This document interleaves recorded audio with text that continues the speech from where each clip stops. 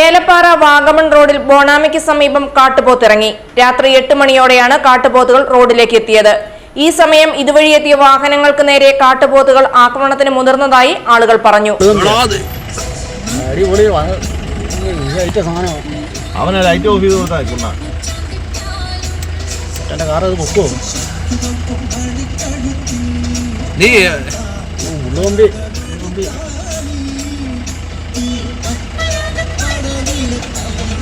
ഇങ്ങോട്ട് വന്ന പണിയാ. നീ മറ്റേ ലൈറ്റ് അതിന് മേളിയോടെ ചേരടാ.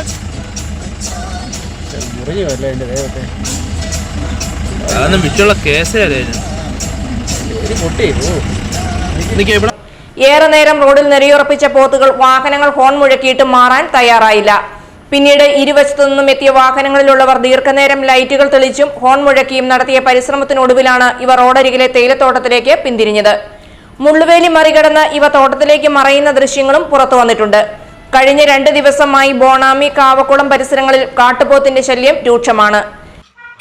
2 ദിവസങ്ങളായി ആദ്യം ഈ കാട്ടുപോത്തിനെ കാണുന്നത് കാവക്കുളത്താണ്. രാത്രി ഒരു 9:30 കൂടി ഏലപ്പാറയിൽ നിന്നും കാവക്കുളത്തിലേക്ക് താമസിക്കുന്ന ആൾക്കാർ കാവക്കുളത്തിലേക്ക് പോകുമ്പം 9:30 കൂടി കാവക്കുളം ബംഗ്ലാവിൻ്റെ അവിടെയാണ് ഈ കാട്ടുപോത്തിനെ ആദ്യം കാണുന്നത്. അന്ന് രാത്രി ആയതുകൊണ്ട് യാതൊരു വീഡിയോയോ ഇത് പേടിച്ചിട്ട് ഓടി രക്ഷപ്പെട്ടു.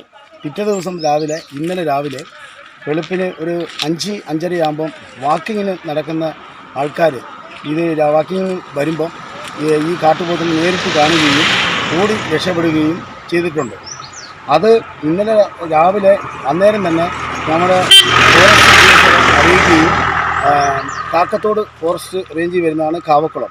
ആ കാക്കത്തോട് റേഞ്ച് ഫോറസ്റ്റ് ഓഫീസർ ഇവിടെ എത്തുകയും വൈകുന്നേരം വരെ ഇവിടെ അതിൻ്റെ ക്രമീകരണങ്ങൾ കണ്ടു നോക്കിയിട്ട് ഈ കാട്ടുപോത്തിനെ കാണാൻ കഴിഞ്ഞിട്ടില്ല.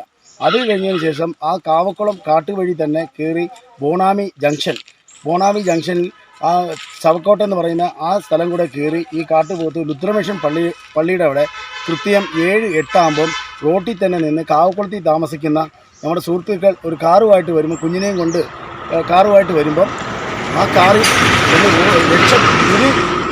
ഇതിനാണ് രക്ഷപ്പെട്ടത്.